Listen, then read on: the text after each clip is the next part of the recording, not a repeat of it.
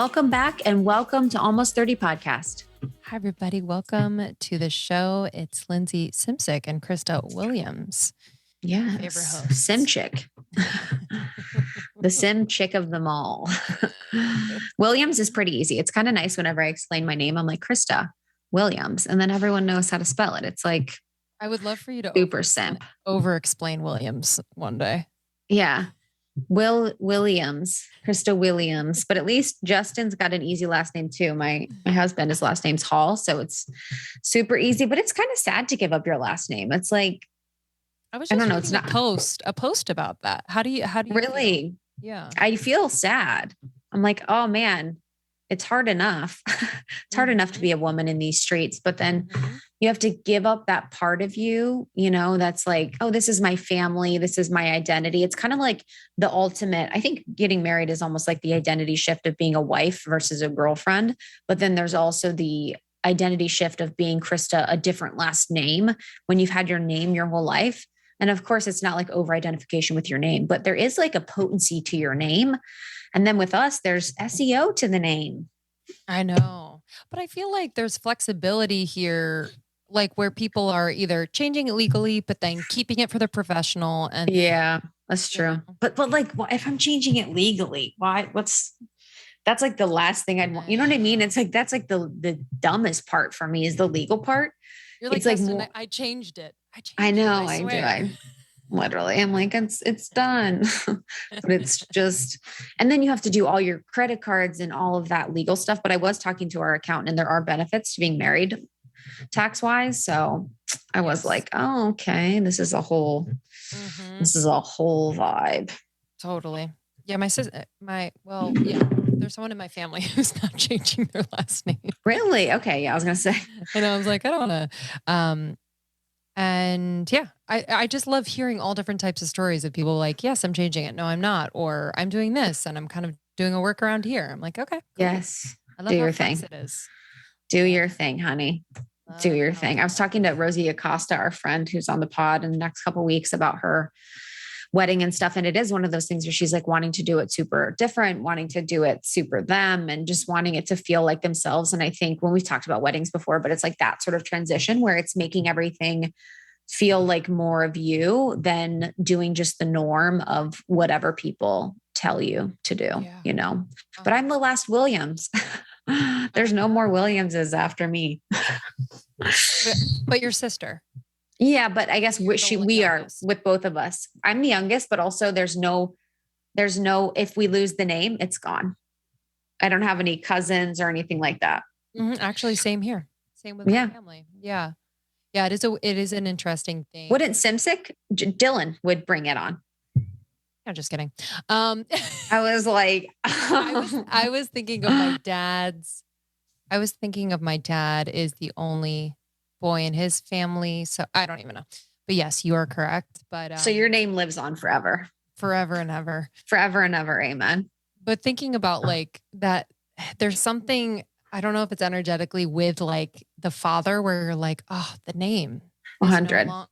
There's something there that is unspoken that I probably will never talk to him about. Dude, 100. Oh yeah, of course. You're like, that's the funniest thing. You're like, God, I have this intimate feeling about my dad and the connection. And then you're like, and then your dad calls, you're like, hey, I know. How are you? And you're like, Lindsey. good, works good. It's Lindsey Legister. Yeah, literally. You're like, how are you? Good, works good. And then you're like, okay, bye. And they're like, okay, bye. There's one of my favorite memes is like, that's like the guy talking to the mom. And it's like, she's like, happy birthday, honey. I love you so much. And then, or it's the person saying to the mom, it's like, happy birthday, honey. Or happy birthday, mom. I love you so much. And the mom's like, thanks, honey. I love you so much. And then they're saying, happy birthday, dad. I love you so much. And the dad says, thanks. And it's just like that feeling where your dad's like, thank you. And you're like, okay, we're trying to go deep. That has actually been something with my dad and his health issues. I've been really trying my best to figure out like, how can I communicate lovingly, openly, and how do you communicate with people that don't have the same communication process that you do, or communication, like emphasis. And I feel like our generation is just so, we communicate all day on Zoom calls, on social media, we're writing, we're speaking, we're doing all these things. And some people actually are spending so much time on social media, they're actually not communicating. But I think in our life, we're communicating so much. And I'm like trying to figure out, I'm like, how can I get, what questions do I ask to facilitate a deeper conversation? What things can I ask to continue the conversation? And it's good to be in therapy because I'm learning a lot about that, where it's like, what does my therapist say to continue the discovery of what we're talking about and continue the non-judgment of what we're talking about and provide insight when necessary? And it's just such an interesting dance that I'm trying out with my parents, where I'm like, you're my therapy clients. Mm-hmm. Yeah, I think that's so smart. Because oftentimes with the therapist, there is that like there's no charge to it. It's just inquiry. And I think with family and with close friends, you can almost assume a charge because of the history. And with therapy, they don't, they know things about you, but their profession is to be kind of that neutral, in that neutral place most of the time. So yeah, I think that's so smart. One time I sat down with my dad for 2 hours on the phone because I was writing like a script, or I had the like idea and plan to write the script, which maybe I'll do one day. But I wanted to know about his experience with his dad.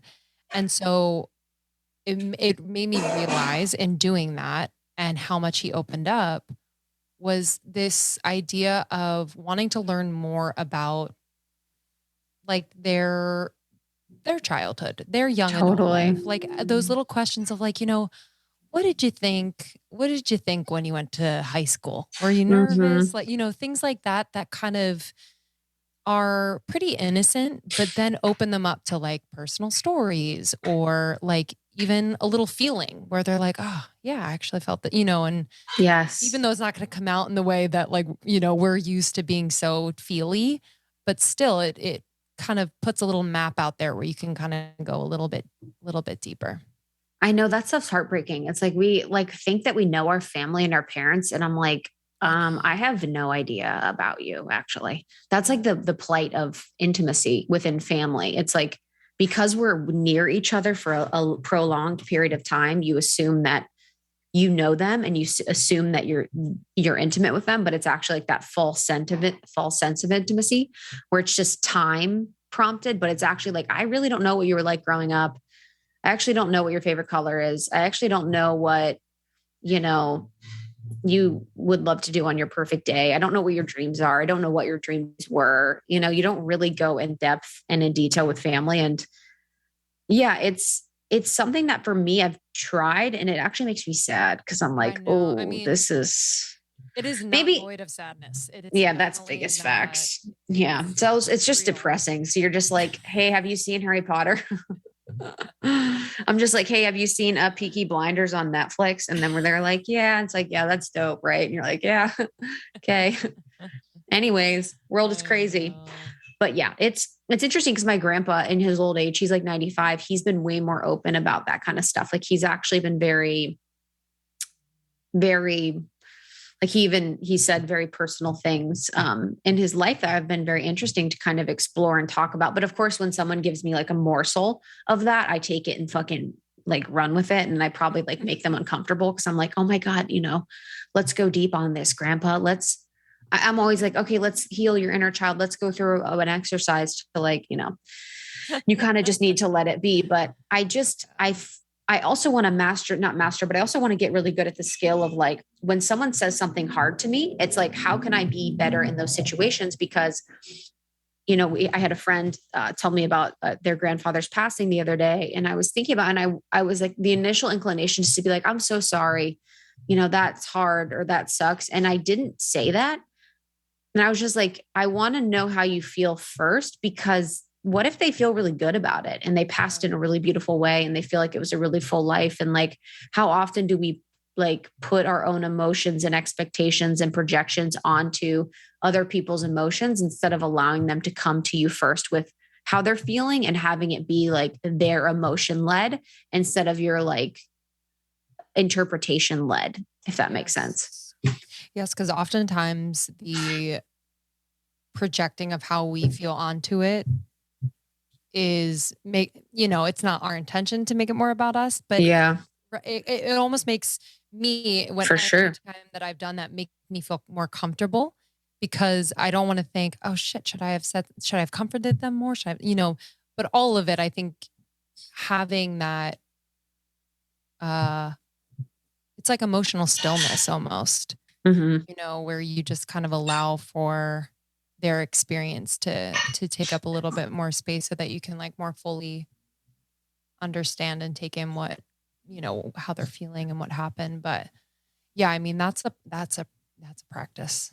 Yeah, dude, I know. Practice. I want to be better at like being like, I don't know, just like asking the right questions for things. And especially when people share hard things in the membership or in our community calls or anything like that, I'm like, how can I be better at navigating this in like a way where I'm not matching energy, where I'm not like, oh my God, I'm so sorry, when you're like sad, or you kind of just match their energy.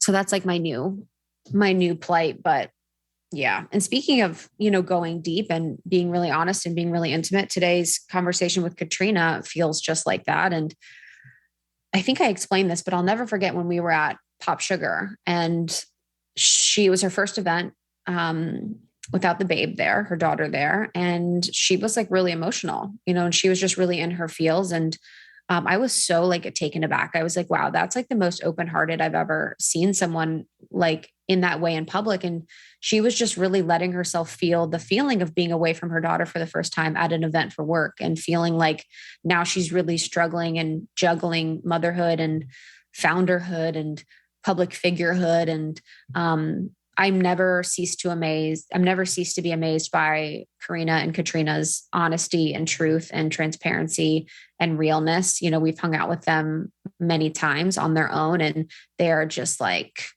dude, they're the best.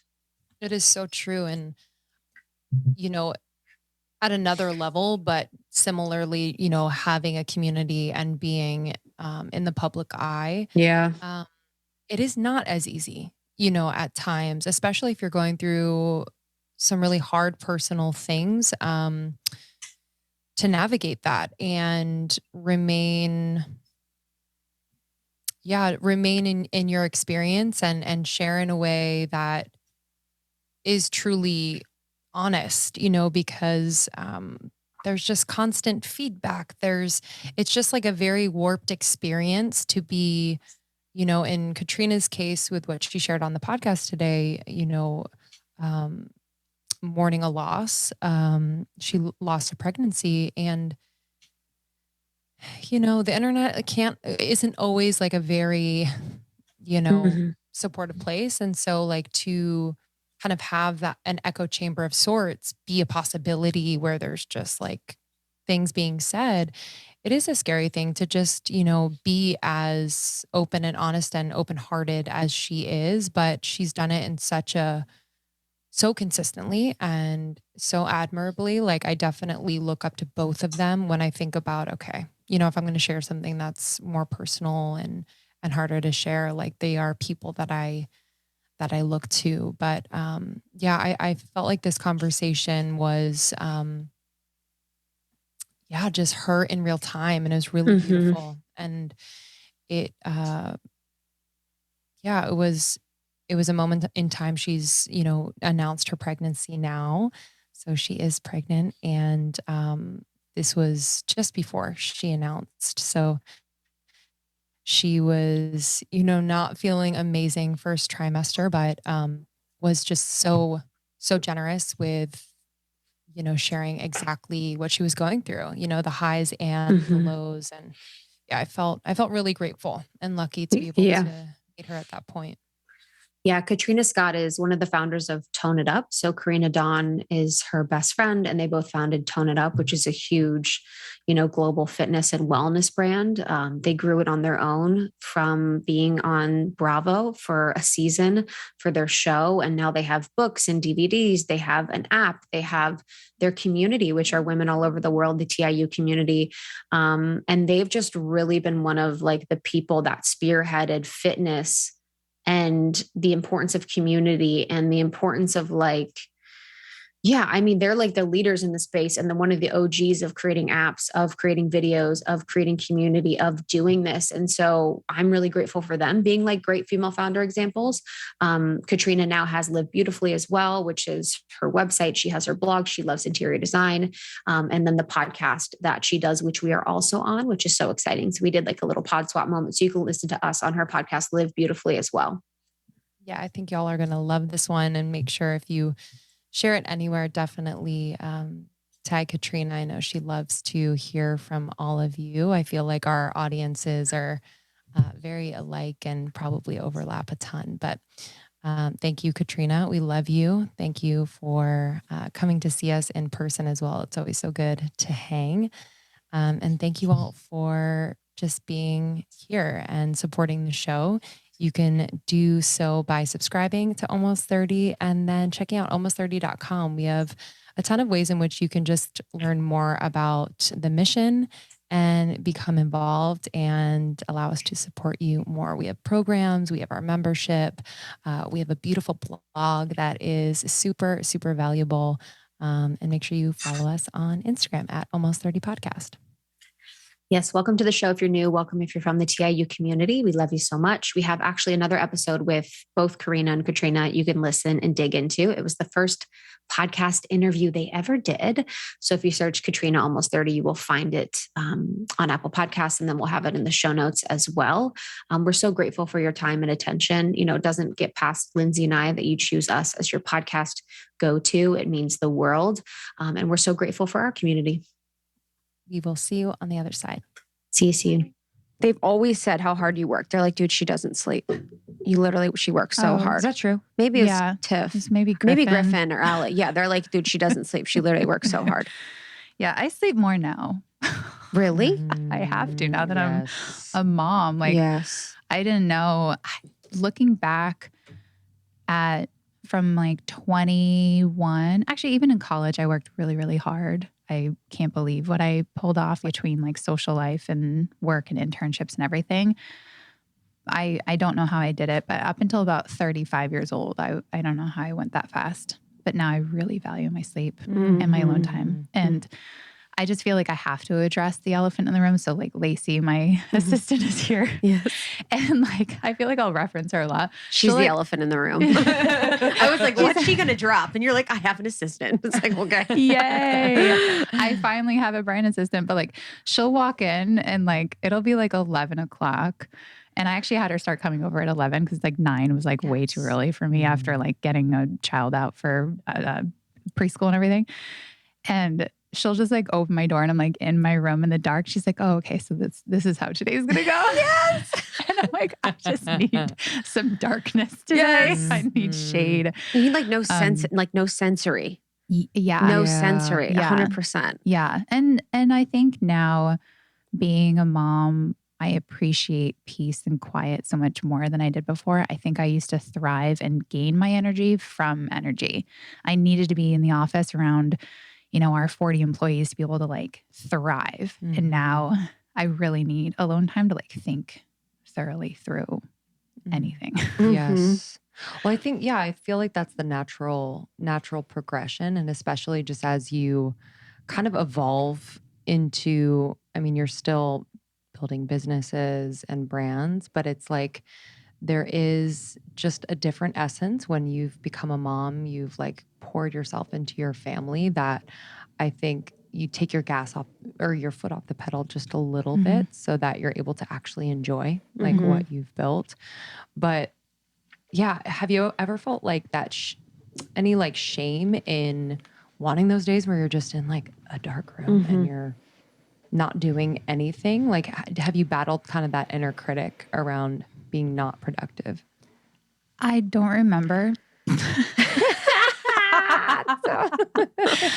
I'm sure I've had moments where I'm like, oh, I should be working really hard right now, but I've worked really hard. Yeah. That I'm like, good. I'm like, I need the day. That's the answer I wanted. And so I think maybe before I would have felt guilty, but now I don't think that you should have any guilt around taking care of you or your family. I've felt guilty in the reverse where I'm not with my family and I'm working too hard like I used to. And I'm like, I feel like I haven't seen my daughter in like 48 hours.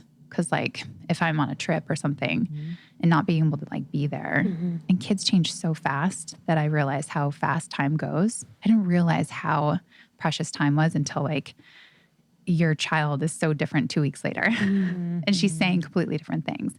And so I just feel like I'm aging so much faster. And then I really appreciate age now. Like I can't wait to like, well, I can wait. I want to grow old. That would be such a blessing. And to be able to like see our family grow old also and be a grandmother. So I don't know. You know, it's interesting. I was thinking about at Pop Sugar. Do you remember Pop Sugar? Yeah. So we were at Pop Sugar in New York. It was maybe 2 years ago. But yeah, it was, the babe was young and you were like, I remember you were so upset because you're away from your daughter. Yeah. I think that was my first trip. Yes, it was your first trip away from your daughter and you were sitting in front of hair and makeup. We were like on the other side of you. And I just was like, I remember saying to Lindsey after, I was like, whoa, I have not felt that kind of open heart in so long. There was like this like femininity that like I don't experience a lot. It was like such a raw, open heart. Like it was crazy. I literally was like, whoa, that was a crazy experience because it was so true to you. It was so meaningful. And you were just fully in the feeling, like fully allowing yourself to feel this feeling of mourning, not being with your daughter. And I was like, it really blew me away. Aw. Wow. I didn't remember that either. Yeah, literally. Like just another day. What do you say for moms that are doing one thing, that are working, that have their lives and their kids? Like how do you, not like you have the perfect balance, but what is a way that you felt good about how you show up as a wife, as a mom, as a business owner? Yeah. Well, I do remember actually being like not like, I think I was just like sad and I felt really disconnected on that trip. I was like, this is my first time. Is she okay? And, you know, Brian's at home on his own with her and, you know, just all the things. But I don't think that there's such thing as balance, you know, and people talk about like harmony, of course, and all these things. But I think self-forgiveness and grace, and then knowing, I talk about this a lot, is like you can do everything, but not all at once. And so I'm not going to be running as fast as I was at one point as an entrepreneur, and that's okay. And then everything that can happen will happen in time. I'm not going to be able to achieve in the next decade what I've done in the last decade, and that's okay too. Like what's the point? And so being able to be at home with family, I think that if tomorrow I woke up and I said, I'm going to be a full-time mom, then I think that would be okay and that would be amazing. And I think that a lot of women would understand and they would say, you go for it. And I feel like I've contributed so much to the world and like so much for my own personal goals and everybody that I hope that would be amazing. And then, so I think day to day, you can decide what you want and what you don't want. And I think that everyone around you will honor that, especially if they care about you. And so I've had my days where I'm like, today I'm going to be making cute fruit platters for my daughter's classroom, and I'm going to pick her up early from school and do all the fun things with her, and I'm not going to open my email, and that's okay. And I think that that's just the place that you can get to of that self-forgiveness and grace. And I would love nothing more than to be able to do one thing amazing, but I know that I just have like a calling in other things. So I think it's just like self-forgiveness and grace all the time. Yes. Yeah. The calling in different things. Like how do you connect with that feeling and connect with that, like just ping that maybe you want to start a new creative project or take time away? Like, have you always been really in touch with that part of you that knows, or have you had to kind of like strengthen that over time? That's a really interesting question. I have always felt a huge calling to health, fitness, wellness, and then also helping women feel beautiful and also encouraging them to live fully and fulfilled and feel worthy. And it's so much more beyond fitness. It's really everything as a whole. And so whether it's my neighbor, a best girlfriend, or someone in a community or someone that I meet online, it could be anybody. I just want everyone to feel amazing. So that inside of me comes from growing up and not feeling good enough and wanting more for myself and wanting to feel worthy. And so now that I feel really good, I want to pay it forward to everybody. And that calling could be and end up being in a business course to help someone start their brand. It could be a workout program to help them find themselves and be confident in their body. It's a lot of different things. Every day I wake up with a new idea. And I'm like, oh, I could do that. Or I couldn't. I'll just go to the park. Yes. I'll just make that fruit platter. Yeah. Yeah, because you've been with Tone It Up. Like Tone It Up is so much a part of your identity. And then you launched the podcast, you launched your own brand, or like your own brand sort of came to the surface. What has that been like? And have you felt like a resistance to starting those new endeavors and to really stepping into this new version of you? Yeah. So I think it's hard for anybody that if they follow you for something, okay, this is actually a really good comparison. I've never done this before. I'm sure other people have, but Rachel from Friends, how can you possibly see Jennifer Aniston as anything else? It's so true. And I've it's thought about hard. I see her as smart water. I see her as a Vino. Vino, I was going to say Vino. I actually see her as smart water to Vino. But in every now other Vital TV Proteins. show or movie, you see her as Rachel from Friends. And then her and Brad. It's like, it's haunting her in her entire life. Yeah. And although it's the best thing that she's ever done, she's allowed to have her own identity as Jennifer Aniston. She's allowed to do other things in her career that she's really proud of. And it doesn't take away from her experience on Friends. And she's allowed to be different and have different viewpoints and play new character on the morning show. And so I think it's up to the community that follows her and the fans and people that love her to honor those new chapters and not ask her, but what about this? Because it's not like those things don't exist to her. Totally. And it's not that that's not a big part of her identity. And so that's the only comparison that I can come up with. That makes perfect sense. Yeah, because I say this because I see her as Rachel from Friends. So the only reson why I'm using that comparison is because I remember the cover of OK Magazine of her and Brad. Like I completely get it. Did he have a hat on? Or like a oh, I know what you're talking about, like the little beret thing. Yes. The little weird paper boy thing. That was I another think that one. was different. Yes. I think that was another one. I have that also cataloged in my brain. And so I think it's really cool what she's done. And I think for Tone It Up, Karina and I are individuals. We are K&K, but we're also really unique and we're our own people and we have our own passions. And we're not the same people that we were 10 years ago. We are in a certain way. We have the same exact heart. We have the same body that we're living in. And we have that same friendship and bond. But it's really hard to say, oh, I'm going to do this now without, like, my biggest fear is that identity of where someone says, but you're only Toned It Up. And I have gotten that feedback. I would say it's like 1% where when I announced that I was doing a podcast, because I have that calling, I really want to talk to women. Yes. I really want to share amazing stories from other women with women. And I announced it and someone said, just stick to fitness. And then underneath that was, yeah, I don't know what she's doing. And then the next person that replied, said, yeah, what does she think that she's doing? Or, it was the whole conversation. And I read it and it hurt. Yeah. Like, how can reading that not get to you? And then you start thinking, oh, I should just stick to squats, right? I'm not anything beyond this. That's my only thing. And, should Jennifer Aniston have just stopped at Friends and just did nothing else the rest of her life because she wasn't worthy of anything else. And so doing anything on your own, whether it's outside, going back to motherhood, like moms are allowed to be something else other than just being a mom. And it's not just being a mom. Like being a mom is like the best role I've ever had, the biggest role I've ever had. And Brian, actually, last night we did a date night. He's like, what's your most favorite part about being a mom? And I was like, whoa. And I said, it is the biggest responsibility I've ever had. And that's my favorite part.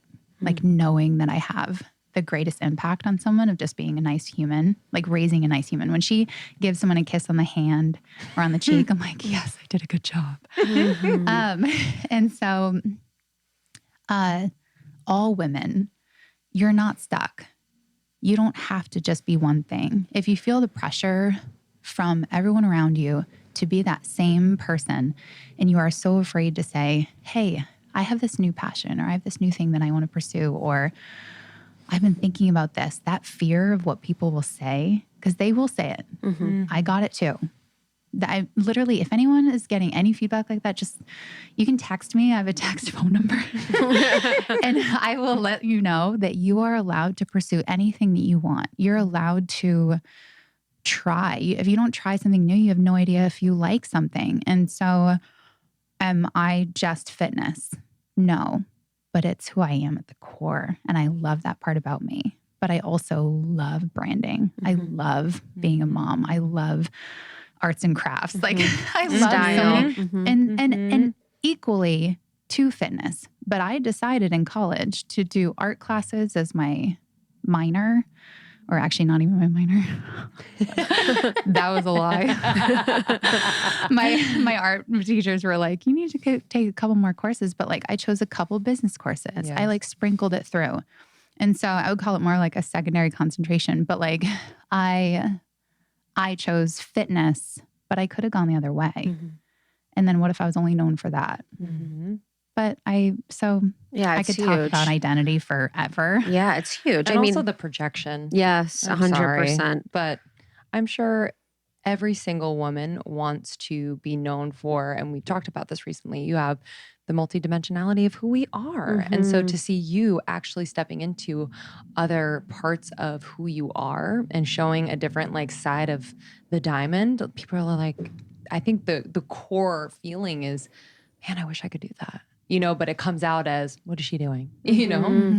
But yeah, I think you've been such an example for your audience in that, and letting both you and Karina, letting yourselves evolve and be who you are and express how you want to express. And that's true friendship and like true relationship, isn't holding the other person back to being the same person, to, doing the same thing forever, because we change so much. Like the only, constant is change in life. So just allowing that to be and surrendering is so important. But I'm sure it was hard, at first to do the podcast and sort of be like, okay, now I'm going to have my voice heard and I'm going to have my opinion heard, because you're very heard, but it's different. It's like a different type of energy when it's just you. It's kind of just speaking to the heart of things rather than a specific area.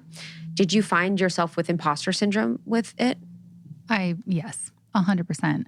I have never suffered from imposter syndrome with fitness because I could go live on Instagram right now and just talk about metabolism, hormones, fitness, your body, anatomy, anything. And I would love every second of it. If I had to go live right now on a mic and just record a 40-minute podcast and just with a complete audience, and like I have a hard time. And so I think it's just something new. And I felt that way when I first started doing workout videos. There's videos of me on YouTube when I first started, and I was reading from a piece of paper because I was too nervous. I couldn't even remember it. And I was like, now we're going to do a lunge.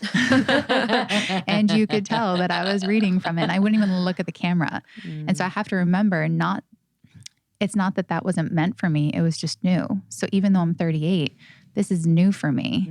And so I'm still that scared looking at a piece of paper, reading off of it, thinking, oh my gosh, what am I doing? It doesn't mean that I don't have something great that I want to say. It's just new.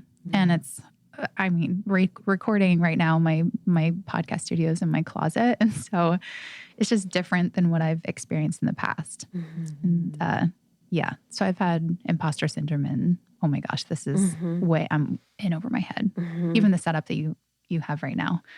Like I need all this equipment. That's how we felt when we went into Tone It Up for our interview together, went into the office in Manhattan Beach. And it was such a moment for us. Yes. You guys were shooting skinny dipped almonds. Oh yeah. Yeah, you were shooting a those. brand deal. Me too. And you were like, we'll be in a second. And you were like shooting brand deal. Me and Lindsay, like, we need this. We need just like a photographer to come in, kitchen, shoot it. So we're inspiring. done. Yeah, for real.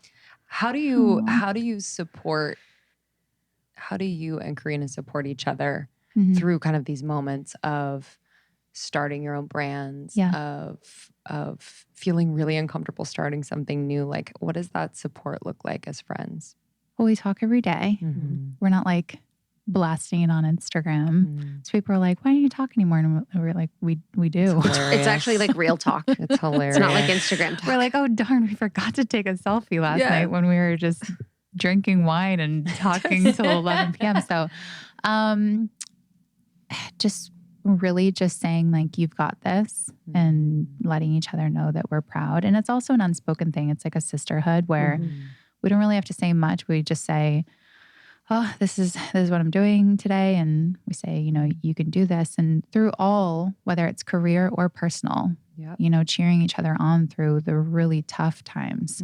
And I know that the two of us are just, what we've done together is so magical. I could cry. And I'm just really, really grateful. And then I'm really, really, can I swear? Yeah. I'm really fucking proud of her. Yeah. So it's really cool to see us blossom and then always still be there for each other. I think it's really cool. And it's very unique. I think we're all hip to the idea and the science behind a healthy gut microbiome. It's crucial for a healthy life, not just diet and exercise, a healthy gut microbiome. I'm excited to introduce you to Pendulum Therapeutics. This is the first and only biotech company to both isolate an important beneficial bacteria strain and put that strain into a probiotic capsule. That capsule, Pendulum Akkermansia, can help manage your gut health. Okay, so as we age, we lose Akkermansia in our gut microbiome. So taking this particular supplement from Pendulum will help you to replace what you've lost. I've noticed that when my gut microbiome is out of whack, my skin starts to act up. I can be low in energy, brain fog, fatigue. My mood is disrupted. It wreaks havoc. Pendulum Akkermansia also contains a prebiotic to help feed the Akkermansia so it can thrive in your gut and get right to work. It's formulated and bottled in the US with the highest safety and quality standards. That's really, really important to us. And it is backed by a team of scientists, doctors, and innovators. They were the first to isolate Akkermansia muciniphila. Yes, I pronounced it right. How incredible. So take care of your long-term health. Get the probiotic rooted in the latest microbiome science from Pendulum. Visit pendulumlife.com and use the code almost30 for 20% off your purchase. That's pendulumlife.com. Use the promo code almost30. You're going to get 20% off. Code almost30 at pendulumlife.com. I'm pretty serious about keeping somewhat of a routine when I'm traveling. I'm currently in LA. I'm here for about 2 weeks with Krista. We're doing all things almost 30. And one of the staples in my morning routine has always been and will continue to be drinking athletic greens. So this is the first thing that I put in my belly every single morning. I have my travel packs with me. And this is just really filling the gaps in nutrients that we need every single day. So if you don't know AG1 by Athletic Greens, this is the category leading superfood product that brings comprehensive and convenient daily nutrition to everybody. So this is one scoop every single day. I mix it in cold water and it dissolves beautifully and it tastes really, really good. I get the question all the time, does it taste really good? Like, does it taste good? Yes, it does. I've gotten my mom on it. I've gotten Sean on it. It contains 75 vitamins and minerals and whole food sourced ingredients, including a multivitamin, multi-mineral, probiotic, greens, superfood blend, and more. And again, this is one scoop in water once a day. I love it. It makes my digestion run smoothly. I have more energy. My skin is looking awesome. So I highly recommend. And right now, AG is giving our listeners, get this, a free 1-year supply of vitamin D and 5 free travel packs. This is my favorite thing. I bring them with me everywhere I go. So with your first purchase, if you visit athleticgreens.com/almost30 right now, you will get a year supply of vitamin D, free year supply of vitamin D and 5 free travel packs. Again, athleticgreens.com/almost30. Okay, so true story. Shauna and I will text each other sometime and be like, did you look at your Truebill? We are really obsessed with this app. Krista is too. We are on a tip, really monitoring our money. We are monitoring our subscriptions that we subscribe to. Y'all out there, I know you subscribe to a lot of things and we can lose track, and it's hard to cancel them sometimes. Truebill is the new app that helps you identify and stop paying for subscriptions you don't need, want, or simply forgot about. On average, people save up to $720 a year with Truebill. It's unbelievable. I didn't realize I was subscribed to like 5 different things. I was like, whoa, that's literally $20 a pop every single month. It was actually shocking. And so I'm just so thankful that I'm able to really see things now. So basically making subscriptions easier to cancel. You can do it in the app. It's phenomenal. You just need to know your login info. I swear to you, I have more ease, more peace, more confidence around my money when I'm able to see what's happening. So many things are automated now, and I just love the visibility. So I'm really, really excited for you to download this app. Do not fall for subscription scams. Be aware and in control of the money going in and out and what you're subscribed to. You can start canceling those subscriptions and managing them today at truebill.com/almost30, truebill.com/almost30. It could save you hundreds of dollars a year. Truebill.com/almost30 to download the app today. If you are in need of creating or updating your home apothecary, look no further. I am absolutely obsessed with Anamundi. So Anamundi is a female and BIPOC owned and operated company founded by Adriana Ayales, who has done camp with us. She's done membership workshops. She is a Costa Rican herbalist, and I am just so mesmerized by her magic and her passion. I am so excited for you to hop in the Anamundi shop and take a look around. These are incredible formulations made in the US with certified organic herbs, wild and sustainably harvested plants in a vegan and gluten-free kitchen. There are 0 fillers, binders, or flow agents, pure botanical powers. These are potent, so get ready. And they also have teas and much, much more. They have over 200 different herbs from around the world using fair trade practices, beyond organic farming, education they have on their website as well as in courses, and they really support small farmers. So I wanted to recommend a few of their products that I love. I love their energizing and mood boosting herbal coffee. It's caffeine free and adaptogenic. In it is the new formula, the happiness formula, which also is in a tonic that they have, but it is just so, so good. This happiness formula contains key herbal allies that they like to call happy herbs, as they do just that. They make us happy and elevated. And it is energized with some of the top herbs researched to increase a sense of peace and happiness, such as ashwagandha, rhodiola, mucuna, albizia, and St. John's wort. And these happy herbs are also combined with coffee-esque bases for their grounding and exquisite flavors such as roasted dandelion, roasted chicory, maca, lucuma, burdock, mesquite, and real organic vanilla. Y'all, it is so, so good. It supports your liver and your gut. I am so excited for you to try. Go to AnimamundiHerbals.com. You are going to lose yourself in the shop in the best way. ANIMAMUNDI Herbals.com, and use the code almost30 for 15% off your purchase. Update that apothecary now at AnimamundiHerbals.com. Use the code almost30 for 15% off. Who Who doesn't love winning awesome prizes? I have some really incredible ones by Omaze. You can win a Tesla. You can do karaoke with Charlize Theron. I swear to you.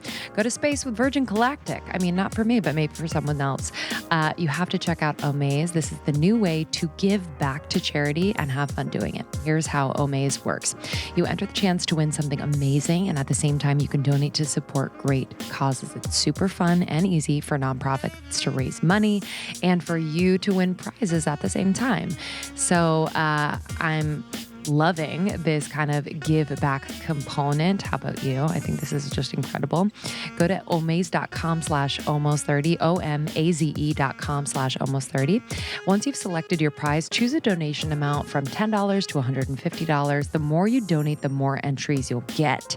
Through your donations, Omaze has raised more than $150 million to support over 350 nonprofits around the world. Omaze was named in Fast Company's 2020 Most Innovative Companies and featured on shows like Today Show and Good Morning America.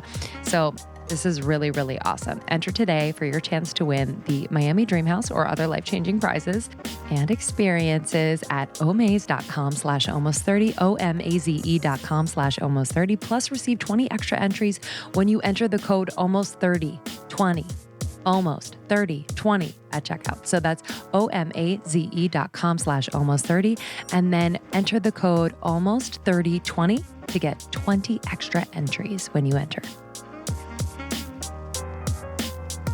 Yeah, the business, it's like, I was just thinking when you're talking, I'm like, it's crazy what you guys have done. Like that is, it is crazy.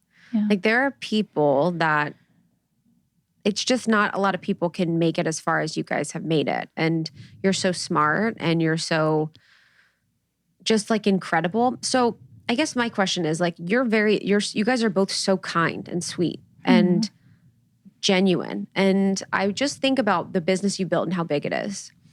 How many people are at your company, how many different players there are. Like, have you ever felt like that's impacted your business? Because from a stereotypical perspective, you think that someone that's made it as far as you have wouldn't be as nice, if that makes sense. I mean, why be mean? I know. Well, it's just like the kindness and the generosity that you have. Like, so within building business, like, has it been hard being like someone that's a feeler, someone that's an empath to make it as far as you have and reach so many people? That has probably been the biggest hurdle, I would say, in a pretty cutthroat business. The fitness and nutrition and supplements business is crazy and it's owned by men. I'm not male bashing. I'm not going to get into that, but it is run by billion-dollar companies by a lot of suits. And to be two really nice girls, and I think they were really nice too, so thanks. And to come in, we have been able to insert ourselves, and I'm really grateful for the opportunities that we've received. It's actually a lot of women in the Tone It Up community that have opened those doors for us. It was a Tone It Up member at Target that opened that door for us. Wow. And was like, hey, I love your products. You should meet with this team and these are the people you need to meet with. And we should be on the shelves. And they take ownership. Like, we should be on the shelves. Like, our community is part of this with us. And so I think any opportunity that we've actually had is because of a woman in the community. And that's really, really cool. And so being kind, I know that as women, we might feel like we have to toughen up. And I actually read a book. Oh my gosh.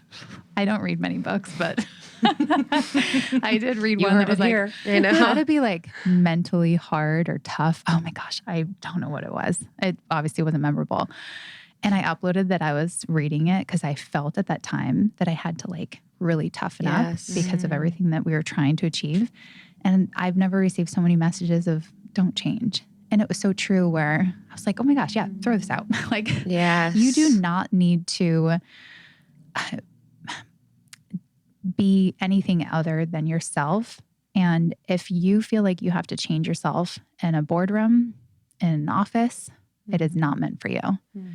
And yes, there will be certain situations where you got to stick up for yourself and maybe you have to be more assertive than you have been in the past, but you can still be your authentic self.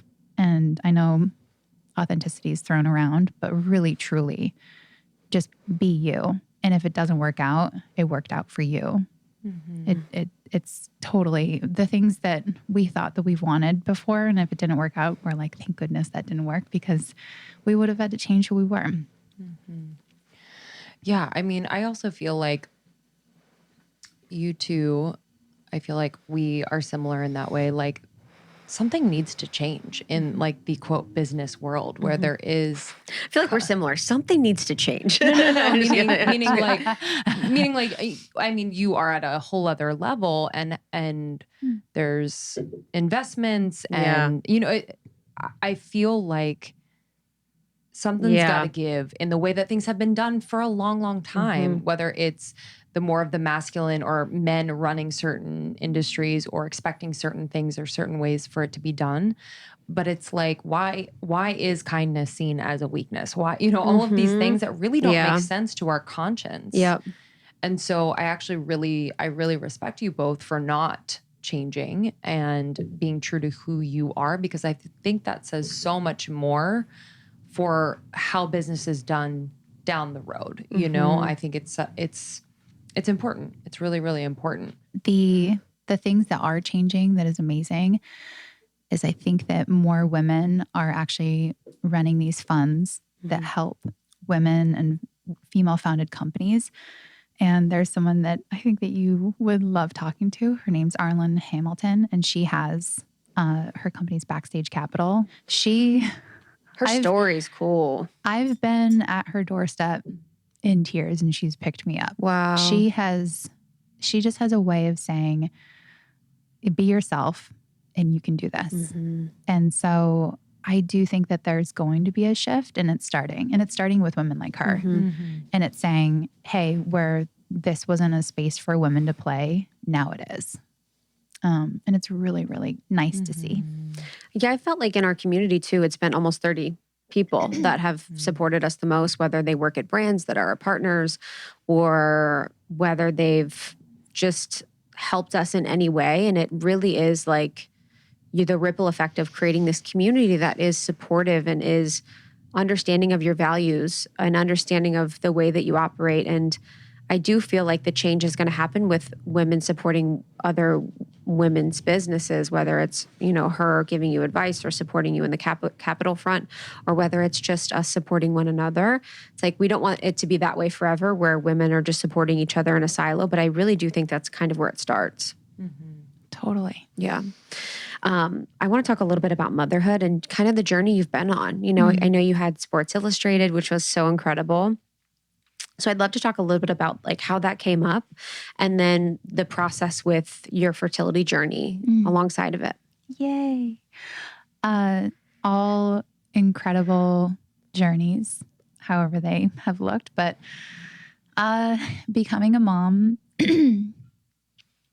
I guess I should rewind. So I feel like I was already a mom before I became a mom because our businesses are our baby, right? And so I think my husband and I met when we were 19 and 20, and we really wanted a family. We actually said if we have a little girl one day, let's name her Isabel Margaret after both of our grandmothers. So we were already manifesting and thinking about starting a family. Oh my gosh, how long have I been with him? Oh, shoot. I was about to say 15 years, but I think it's been 18. Yeah. 18. Oops. And actually maybe more, 19. So I'm like trying to do math. But he does product development for Tone It Up. So any of our products, which has really helped this ship sail. He's brilliant. He did, like young inventors growing up. Like he invents things. He just did we have our first patent product at Tone It Up. It's a squat band, the only squat brand ever to actually add resistance to your squat in a proper way. Wow. So shout out to LL Briscoe, which LL Briscoe on Instagram stands for Ladies Love Brian Scott. No way! Frick. It was his screen name when I first met him. And I was like, what is yours? So AOL screen him. It's hilarious. I should have brought him today. He was like, oh, can I come? He was like, do you need a ride? I was like, Lacey's going to bring me. You're like, I got my girl. I got the elephant in the room. Yeah. She's driving me. Hello. And so I was like, I really, really want a family. And so of course we graduated college, then we moved to California together, and our mission was tone it up. And that was a good, I think 10 years before it's not that we weren't ready to be parents. I have this thing where I really have to feel like I can be 100% something before I do it. And I didn't think that I would be a good mom in my eyes if I was working every night and every weekend. And thinking back, I probably could have worked it out. We can be 100% mom and still be working. I'm thinking about Bella right now. Yeah. I know she's okay at school. That doesn't mean that I'm not. I'm a mother right now. And so that was probably something that we could have done differently, but then we wouldn't have our daughter. I wouldn't have that perspective now. So I think that being ready, 100% ready for something isn't ever how it's going to be. And then we had our daughter, and everything was great. Such a blissful pregnancy, like the announcement, the heartbeat, it was great. The only thing that we had was preeclampsia. So I got induced. Like everything else was like smooth sailing. And then we, got pregnant a second time, announced to our family, took announcement photos, and we went in, and there was no heartbeat. And so I had my very first DNC, and that was like, I don't know. I mean, this is super dark and triggering. So if you need to skip 15 seconds, you totally can. Just a warning right now. And it's triggering for me to talk about it. But, carrying around a baby without a heartbeat for a week was the darkest week of my life. It felt like a year. And I was doing things thinking that I could bring it back to life. Like that's how dark it was. And I was still eating foods. Like I wasn't eating sushi because I was like, oh, I can't because I'm pregnant. Like thinking like it was like just super, super strange. So I could talk about that. I could talk about that 1 week for hours because it was hard. I actually recorded a video for women that are going through that if anyone is listening and wants to see that video, I recorded at like 2 a.m. and I send it to women that are going through that time. So, and you can probably hear it in my voice, like how it's just, I can't believe that women go through that. 1 in 4 pregnancies are lost. So it's common. And I didn't realize how common it was until I was in it. And then, we went through our DNC, and then we tried again a few times. Then when we finally got pregnant again, same thing. This time we knew the sex. It was a boy, and he wasn't growing, but he had a heartbeat. He had a strong heartbeat, but then he really wasn't progressing. And so almost to 3 months this time, we lost his heartbeat at another appointment. It was just kind of like, how is this happening again? I was like, whoa, okay, this is actually, I left without a tear in my eye. I was like, the first time was traumatizing. So obviously it was traumatizing again, but it was a totally different type of pain. It was like, of course this happened. Why is this happening to me? Woe is me. It's never going to happen for us. It was this place of like anger. And I went home and I was like so upset. And, of course I did end up crying many times, but that initial, it wasn't like shock. It was, oh, of course, this wouldn't work out. And so that was a totally different type of grief. And then we went through a DNC again. Brian couldn't come in the hospital because it was during COVID. I couldn't be with my mom and things like that. And so we tried again. What is a DNC? Oh, so instead of miscarrying at home, the first time I waited around to miscarry, and that's why it was so morbid, just waiting for it to happen naturally. A missed miscarriage is where you don't know you're miscarrying, but you go in for an appointment and you don't see a heartbeat or something, like something's going wrong. And so that second time, I was in disbelief. I went back to the doctors and like check for the heartbeat. Even when I went to the hospital, I had them check too, because I was just still thinking, if he had a heartbeat once, like maybe it just went on pause. It's like super strange thinking even where my mind was then. But so the DNC is surprisingly peaceful because they put you to sleep and you wake up and that's it. So did not miscarry at home. And a lot of my girlfriends have, and it's a completely different experience, but it's the same pain and same grief. So anyway, and then we tried again. And that was it was less than a month. So it's called a chemical pregnancy. You end up getting your period even after a positive test. And so that was just the embryo didn't implant. And that's, I was like, maybe we waited too long. I started blaming myself. It's because we waited and now I'm too old and all these things. And we said, okay, well, let's contact a fertility specialist and see what's actually going on. And we, tested everything we did do testing on the second D&C. And because it was an embryo health issue, our doctor was like, hey, let's try IVF and let's see if this can work. If not, we'll look into other options for you. And I'm totally open to all options. And so that next step was IVF. We didn't try the other things because anytime that we tried, thankfully, to get pregnant, we were. So it wasn't like I needed different fertility help. It was, we had to create an embryo with IVF because there's other options that you can do to get pregnant, but we had to get testing. And so we did that. And then we have some healthy embryos. So it worked in that sense. And we're really grateful. And then we'll see in the future what everything looks like. But yeah, we have some embryos on ice. Yeah, that kind of grief and like trauma in the body almost. Like, what was like your healing? Like, did you work with anyone? Did you do therapy? Like, what was that experience like where you're feeling like there's just this grief stored in your body? Yeah. I don't know if I did a great job actually in doing that. My healing was helping other women.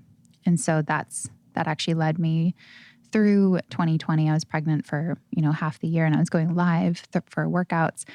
And it wasn't like it was a distraction, but it was really good for me to have something to look forward to.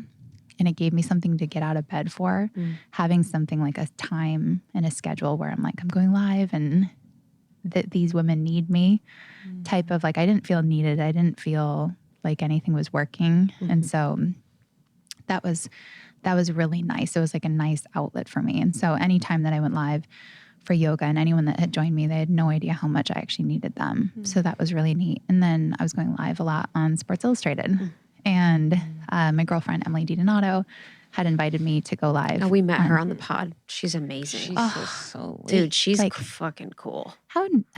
Loved her. How can you find such a beautiful specimen that's so sweet? Dude, I loved same her. with you. So I know, truly. Yeah, literally. You guys would be friends. Typical. Love you both. Typical. Actually, I saw your Covey post. Oh, yeah. Yeah, and I was like, okay, I made the connection. Yes. Yeah. So she was like, hey, do you want to do a live workout during quarantine with me? And I'm like, yeah. And she's like, let's do it on Sports Illustrated. I'm like, what? I fell off my stool. And so I've always wanted to be part of Sports Illustrated. I think I've sent them, I have sent them photos.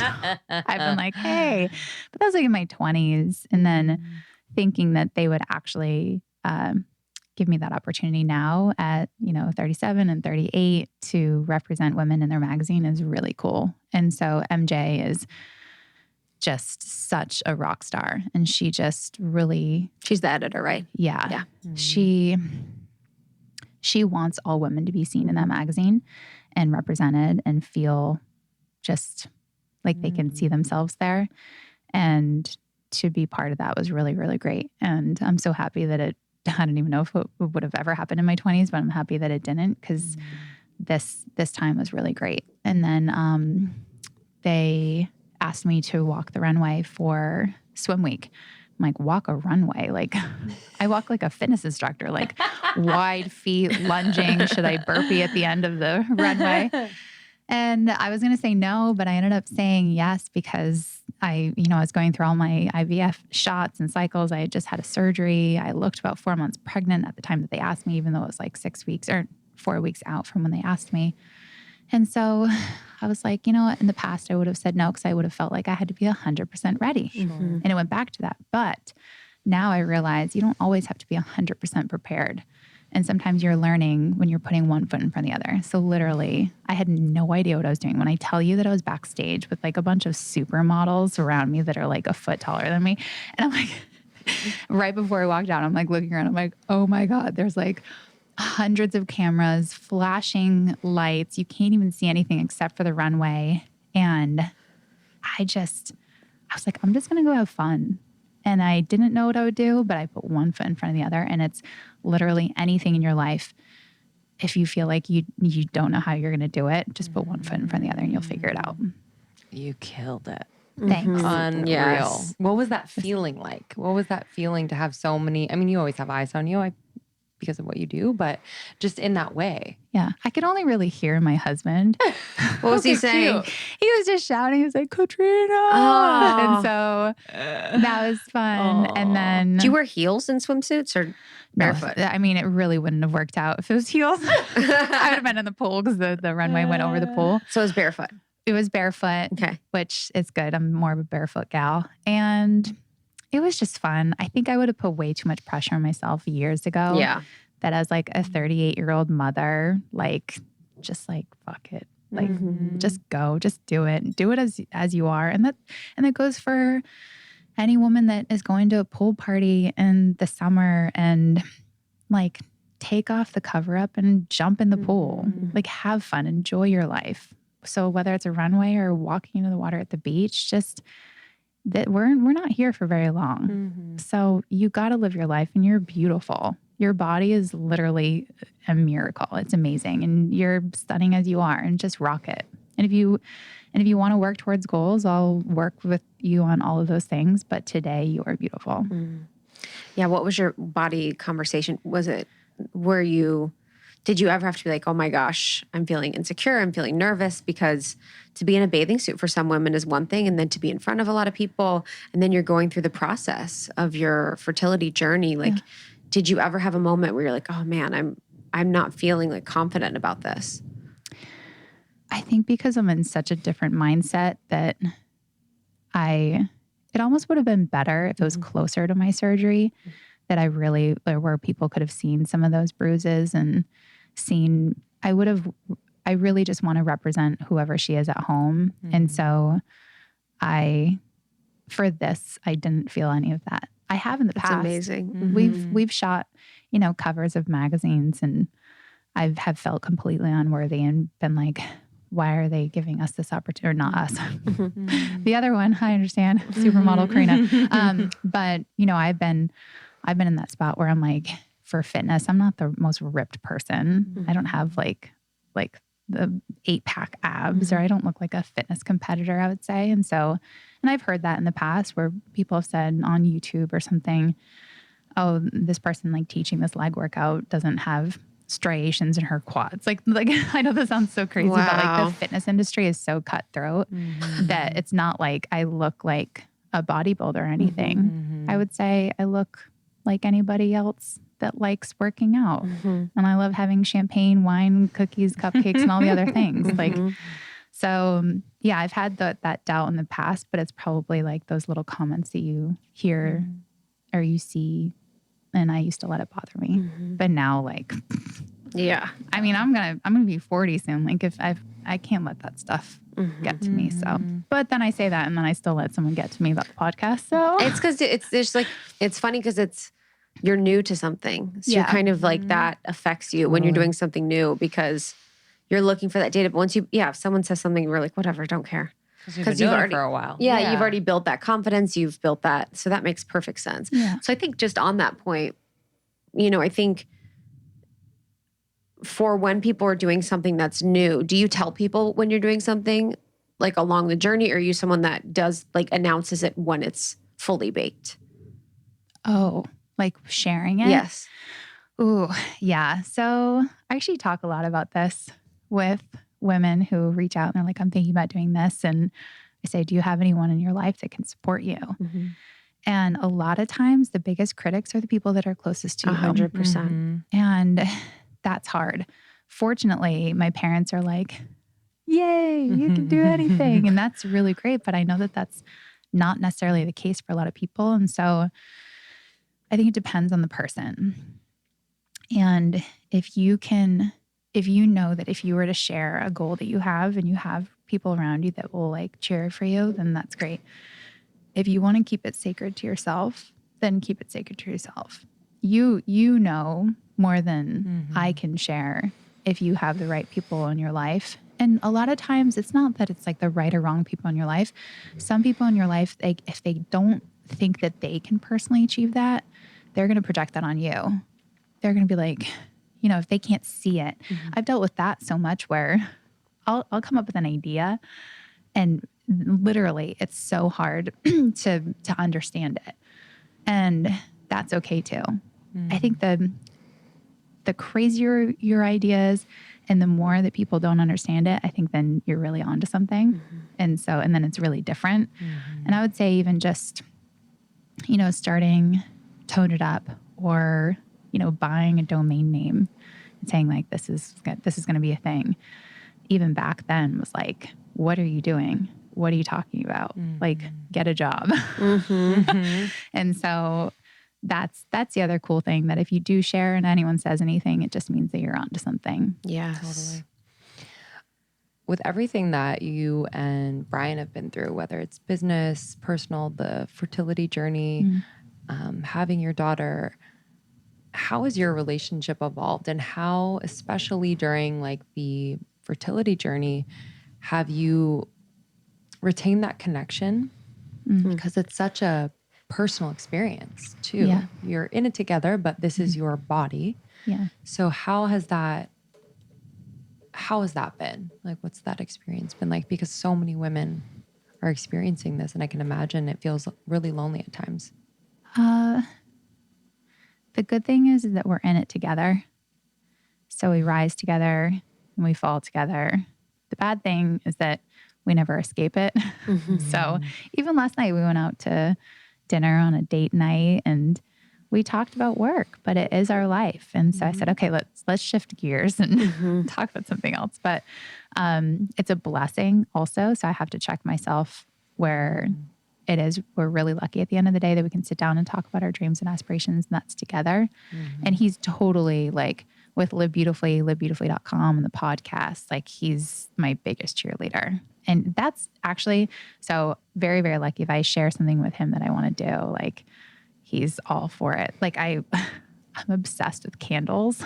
I love you, Same. of course. As you get totally older though, you're obsessed like, with candles are candles. fucking amazing. Candles are amazing. They make everything better. Yes, facts. And Absolutely. so and I love arts and crafts. And I was like, I kind of want to like make a candle, like make Yeah. candles for girlfriends and do that. And I get home like the other day and he ordered everything that you can make like candles yourself. So And cute. so I thought that was really nice. So So sweet. 1, communication, 2, really healthy boundaries, 3, great sex, 4, checking in with what they need. A lot of times we just think about ourselves and what we need. And it's so important. And it's so underrated of saying like, hey, how can I support you and your goals and your dreams and what you want to do? Because Brian's just constantly supporting me and Live Beautifully and Tone It Up. And it's he always makes it about me. But really, like, what does he want? And so, and more sex. Yeah. How do you keep it spicy? I don't know. You guys have been together 18 Wine. years, literally. And a candle, like literally. Candles fix everything. He's like, candles make her turn her on. He's like, let's make candles. What do you like? What is the? Because you have a child, like this is not just like easy peasy. Like, do you make time every week? Is there like for sex? when I say yeah, literally, I'm like I don't know, but is there a certain type of when I say foreplay, I don't mean what we think foreplay is. I mean like emotional foreplay that is needed. Because like you're working so much, he's working so much. You have a kid. Like, how do you kind of get in that zone where you're like, okay, you and me, you and me. My question is for anyone that's listening that's in a relationship with their partner at home. Are you roommates? Have you hugged them when they're making coffee? Run up behind them and give them a hug just because. Are you coexisting in the house? Or are you really, what can you do that mixes up the routine, go out of your way to be sweet. Like yesterday he came home from this place called The Point and he got me my favorite shampoo and conditioner. And he's like, and I got you the serum. The guy at the store said it was really great. Oh, That's And sweet. I just think that things here and there are really important. And we don't realize that those little things, even if it's a little something every day, adds up to, 52 weeks of, Yes. oh, that was really sweet. And I think I read recently that you need like 8 hugs a day. Mm-hmm. And so when's the last time you just gave affection? And men, just again, I don't mean to hate on men, but they need more affection than we do. Yeah, that's true.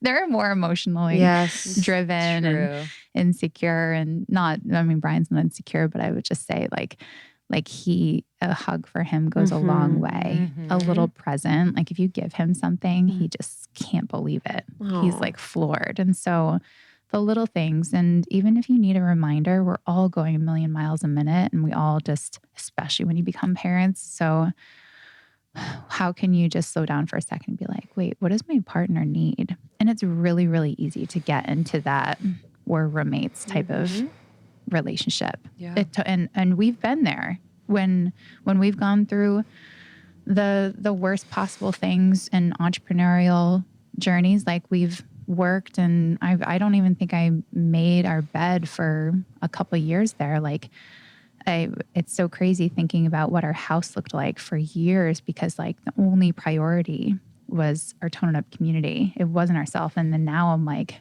pillows. We need 10 pillows. We need candles. Yes. Our space is important. Our relationship is important. And then this is like totally funny, but thank God I met him when I was 19 because I wouldn't have been able to date me in my 20s because I was sleeping with the laptop. Like it was probably in between us some nights because I'd pass out like working on it. So thank goodness for LL Briscoe because Ladies love them. Ladies love him.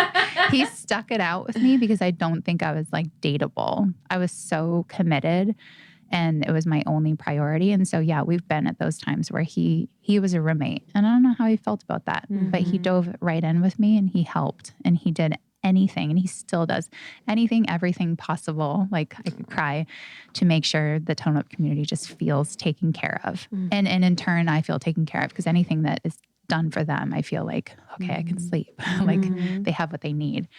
And so there were years where we were probably roommates, but now it's just a different perspective. And so I just, slap them in the butt every now and then. Yeah. I love that. Asking your partner what they need. Like, cause I feel like as women, we are very focused on what we need. We're so giving, but yeah, we are focused on our needs a lot. And I don't feel like men have the opportunity to really come forward with it all the time and be like, this is what I need. This is what I'm looking for. Or they maybe haven't had that prompt. And so it's nice to just bring them in on things and sort of like focus on them. Because I feel like women are usually bringing it to men, but men are bringing it to women. And then when you add kids in the mix, it's all about what they need. Yeah. Yeah, I actually think that at the end of the day, sometimes the dudes don't actually share what they need and we don't ask them. Yeah. And they might not even know until they start to think about it. Yeah. Yeah. Honestly. Yeah. Because sometimes I don't know what I need. Yeah. Yeah. Do you need to be on like a league with guys on like a Do you need to be on a leash? Yeah. Do you need to have sex with you on a leash? Yeah. More guy time. Yeah. I feel like more the guy touching time. too, it's like with the affection, like I have women that I'm affectionate with all day, but men don't have other people, or at least in my experience, my husband doesn't have other people he's affectionate with in the same way that we are. So it's like our supply can be dispersed because we're getting it all the time, but I don't feel like men have that opportunity as much to have multiple people that they can get that affection and that intimacy from. Yeah, totally. And they like flowers too and little things. It's just, and it's hilarious. I would say if you're like, oh, I need to spice it up in the relationship, start with those little signals first. Yes. Like like you're saying, like the foreplay before anything else. Like write him a little note. Yes. If he's working really hard and you notice that, like send him a little sticky note and whatever he uses as like his calendar or something. I don't even know. Yes. But just being thoughtful. Yeah. Yeah. I love that. This has been so fun. I'm so grateful. I know, I feel like we Same. could talk forever. I know. We will. We will. I'd love to just share what are you excited about right now? Okay. Well, I mean, top of the priority. Well, depending on when this comes out, and we can decide then. But we're pregnant. It's very early. Almost but I lost think, my mind when you told us today. I was like, I came in and they were screaming. But I also said I'm like so sick. And so I was like, if I have to like run to the bathroom and just boot real quick, then it's not you, it's pregnancy. So it's early, but hopefully by this time we can share and this can be part of it. I'm really excited to continue to watch our daughter grow. I think that that's just the biggest thing that I look forward to every single day. I look forward to expanding the podcast and just really hearing from more women. That's the other thing is I never had a mentor and I was so in my own tunnel. It was like I didn't even have time for myself, let alone to ask for help or anything. And so now this is such a good opportunity for me to listen and hear from other people. And I've already learned so much from so many women. And I think that I really just look forward to hearing from people and their experiences and going, oh, like I wasn't alone in that, or whoa, I can't even imagine. But, you know, thank you for sharing that with me. So yeah, the podcast is like a lot of what I also want in my life. And so I hope that women need it too. And then, yeah, and just I love working on livebeautifully.com. I love just sharing and I love inspiration. I want all women to just feel really, really good. And I want whoever is listening to this right now, if there's something that you want to do, I want you to do it. And if you're doubting yourself, just know that the three of us are sitting here saying, you can do it. And we love you. Do it. And you deserve it and you're worthy. And no, it's just so simple. I just want happiness for everyone. And I really look forward to it and it excites me. And then I just love working out with Tone It Up. Tone it up for life. Yeah. Tone it up for life. Your whole. We love you. Yeah. Every iteration, every creative birthing that you have, that Karina has, we're always just so inspired. Thank you. We've really That's been so like sweet. super inspired by everything that you guys have done and just Same the to you. relationship that you have with each other Yeah. is something that, you know, Krista and I often just look to and we're like, oh yeah, you know, like that's what matters. You know, we realized in the last 2 years that like, oh, if our relationship isn't good, this business is not good. So it's like just a really important, and that's what life is about. Truly, Yeah. you know, the business is great, but it's like, this is what life is truly about. So thanks for being an example. And Yeah, you guys are the most genuine people. It's crazy. Oh, thank you. I hope we don't say it's crazy in a few years. I hope it's like normal. What? Oh Do you know what I yeah, that's mean? normal. Yeah, it's just there's a because a lot of people we meet are genuine, but there is like a true like soul signature genuineness that you Totally. guys have that is like when you're talking to someone, you're only talking to them. You're only listening Yeah. to them. Yeah. And you really value people. Like you really are there with people. And it's crazy. It's Thank crazy. you. But I'm so Means a grateful lot. that you came. So we have the other episode that we did years ago that you guys can listen Years to ago. that goes into like the Tone It Up story more like you and Karina's relationship. And then livebeautifully.com, the podcast we're going to be on. So we're excited to share. Yay. I'm excited to do it. And can't wait for baby number 2. Yeah. It's going to be so good. Thank you so much for having me. This is so You're good. welcome. We All right, love guys. you. We'll talk to you later. Bye. Thank you so much, Katrina. Again, that's Katrina Scott of Tone It Up. You can follow Tone It Up on Instagram. It's Tone It Up. You can find her on Instagram at Katrina Scott. And she has a podcast, Live Beautifully, which we are also on. So you can listen to us on Live Beautifully if you're a fan of our show. And again, welcome TIU community. We're so grateful. You can listen to the other episode we did with both Karina and Katrina if you're into it. And thank you to our sponsors for this episode. Krista and I just love bringing you brands and experiences that we love and use ourselves. We've vetted them for you. You can find all discount information in our show notes, as well as on almost30.com/partners. We will see you all on the next episode. Until then, we love you. Take care.